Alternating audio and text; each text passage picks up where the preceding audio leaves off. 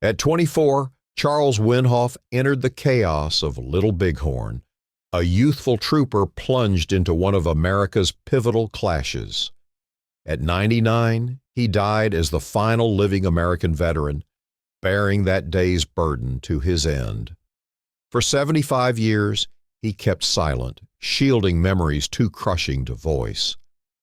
Only in 1947 did his memoir, I Fought with Custer, reveal the stark reality of that scorching June day, imprinted on the mind of the last man to see Custer living. His account is as gripping as it is chilling. In 1873, Windhoff joined Custer's 7th Cavalry, assigned to H Company under Captain Frederick Benteen's solid leadership. Custer, the outsized commander, inspired awe yet offered little closeness. He was motivating, certainly, yet perpetually remote, Windhoff remembered, a divide separating officers from troopers back then. Benteen, conversely, exemplified fellowship. "The finest soldier and truest gentleman I ever knew," Windhoff stated, his allegiance firm. "I'm no Custer hater, but Benteen won my devotion immediately." On June 25, 1876, as scouts relayed Sitting Bull's vast encampment, Windhoff neared Benteen's tent seeking a horse exchange. Before we start, please like and subscribe to our channel to assist our community. Instead, he witnessed a strained conflict of opinion. "Shouldn't we hold the regiment together, General?" Benteen pressed Custer, his tone tight with worry. "If that camp's as large as claimed, we'll require every man available." Custer's response was clipped. "You have your orders." Unintentionally, Winhoff overheard a choice dooming 200 comrades. As the officers separated, the soldiers prepared for combat under a brutal June sun. "I never managed to ask Benteen about that horse," Winhoff later mused with a dry grin.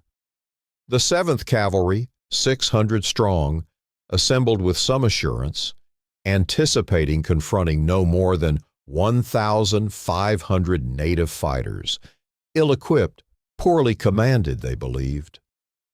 "We were mistaken, gravely mistaken," Winhoff conceded. Custer's force departed first, and Winhoff observed him disappear into the hills, unknowingly seeing a legend's last sighting.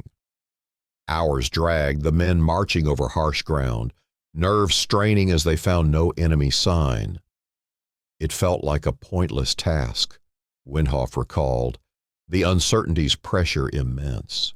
They pushed through the harsh terrain, ever vigilant for Native Americans, yet encountering nothing. Midday had passed when they discovered the charred remnants of one of Sitting Bull's scout camps, raised by Custer's own indigenous scouts. Soon after, a solitary horseman emerged from the hills, riding directly toward them. Winhoff identified him as a sergeant from Tom Custer's unit bearing orders for Benteen. "Big village, be quick, bring packs." These were commands Benteen ultimately disregarded. As the sergeant passed the troops, he waved and cheerily declared they had routed the foe. All anticipated another routine triumph, the kind the 7th Cavalry knew well. Questioned about his fellow soldiers' thoughts that historic day, Winhoff was forthright. "It'd be simple to claim we sought only glory, but I suspect most troopers were pondering how fine a cold bottle of beer would taste then." Benteen commanded his men onward. Near 4 p.m., reaching a ridge overlooking the Little Bighorn Valley, intense battle noises erupted. Benteen ordered weapons drawn and a charge uphill toward the unseen enemy. Winhoff spurred his horse with H Company. Cresting the rise, he beheld the vast encampment below. U.S. soldiers and native warriors clashed desperately across the slopes. Northward, soldiers were spotted on a hilltop, Reno's men battling for survival. They raced to assist. "I'll never forget first seeing that hill," Winhoff later recounted. "These men were terrified and chaotic. They had witnessed scores of comrades perish. Winhoff believed only divine grace and native warriors' poor marksmanship spared those men on what became Reno Hill. Benteen swiftly assumed control. Winhoff and his comrades dug into defensive stances, but one query burned. Where's Custer? Observing natives in the valley surge north, Winhoff deduced Custer must have attacked. Now the soldiers waited while officers debated. Faint gunfire echoed in the distance. As Winhoff watched, rifle ready, mules hauled ammunition and rations, and reinforcements arrived from the pack train guard. The natives appeared wholly preoccupied with events northward. After an hour, Benteen ordered movement. Captain Thomas Weir, impatient with delay, had already advanced to scout from Weir Point, seeking Custer. Winhoff's unit started after them, but barely reached the next ridge before scouts raised the alarm. The native warriors charged directly at them. C Company, led by Lieutenant Edward Godfrey, formed a defensive line to allow the other company time to withdraw to Reno Hill. It was a panicked withdrawal before the main engagement commenced. Windhoff recognized Reno Hill offered poor defense. It lacked adequate cover for men or horses, and bullets poured down constantly. A ridge to the east rose higher, granting native snipers an unobstructed view. Winhoff and H Company defended the hill's southern slope. They stacked anything available for a barricade, even crates of food and horse saddles. It wasn't real protection, he conceded, but it made you feel safer. The natives swiftly encircled Reno Hill. A ceaseless barrage of bullets and arrows flew overhead. Fortunately, they never mounted a single unified assault.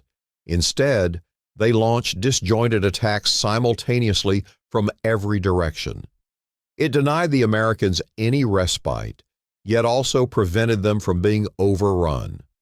The battle continued for hours into dusk. 12 Americans died and 36 more sustained injuries. Winhoff didn't tally his kills. He scarcely recalled them all, but as night fell, the fighting subsided. No moon illuminated the profound darkness. Only the fires in Sitting Bull's camp below offered clear light. The sound of their drums and dances echoed, yet couldn't mask the moans of dying men. Windhoff had never felt more cut off. We felt terribly isolated on that perilous hilltop. We were 1,000,000 miles from anywhere, surrounded by death. Their thoughts centered on Custer. They couldn't all be dead, Winhoff told himself. Not fortunate Custer and those splendid, valiant soldiers who rode with him. As dawn neared, they dug trenches using knives, forks, anything for scant protection. They hadn't slept, with native marksmen taking shots throughout the night. Windhoff spent hours digging a foxhole with his comrade, Private Julian Jones. It was arduous, but nearly finished when Jones stood to shed his overcoat. Instantly, Jones cried out, a bullet through his heart. Dozens more bullets slammed into the earth nearby. Winhoff felt a rush of fury and adrenaline. He scanned for the shooter and fired several shots that way, missing. The shooting ceased after a minute. The company doctor approached to examine Jones and check Winhoff for wounds. He said he was fine, but when the doctor instructed him to place his hand inside his shirt, it emerged bloody. A ricocheting bullet had struck him, masked by adrenaline. Thankfully, it was merely a superficial injury. Winhoff declined treatment, insisting the surgeon attend to graver wounds. Yet the natives weren't finished. Moments later, another bullet struck. Winhoff's rifle shattered in his grasp. The shot cleaved his weapon apart amidst splintered wood and metal. Luckily, spare rifles were available, and he'd soon require one. By noon on June 26th, Reno Hill had no water. Wounded men pleaded desperately. Winhoff volunteered covering fire for a group fetching water from the river before thirst claimed more than bullets. It was a short, violent skirmish. Windhoff and the volunteers endured relentless fire from hidden shooters. Below, he watched helplessly as water carriers were shot down. Thankfully, survivors returned with water, hailed as heroes. For Windhoff, many others were heroes, notably Captain Benteen.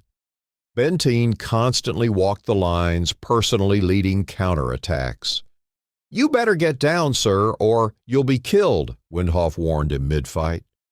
"Don't worry about me. I'm all right," Benteen replied. Benteen held equal regard for Windhoff. That afternoon, Benteen promoted him to sergeant for exceptional battlefield conduct. Fighting waned that evening. Bullets ceased, and smoke from Sitting Bull's departing camp began drifting away. The men stayed vigilant overnight, though the worst was over. A deepening dread consumed them. Still no sign of Custer. We began fearing some dreadful fate had befallen him. What it was, we could only imagine. The gruesome truth came next morning. General Alfred Terry's reinforcements arrived, reporting fields strewn with American dead. The general tearfully announced Custer and all his men were believed dead. Tears ran down his cheeks, Winhoff recalled vividly. I think most of us wept too. Windhoff was among 14 men Benteen selected to verify the deaths on the battlefield. It was an inconceivable scene. 200 unclothed corpses lay strewn across the field, many decaying under the Montana sun. Custer's body lay atop Last Stand Hill beside his brother Tom's. Winhoff accompanied Benteen when another soldier located the remains.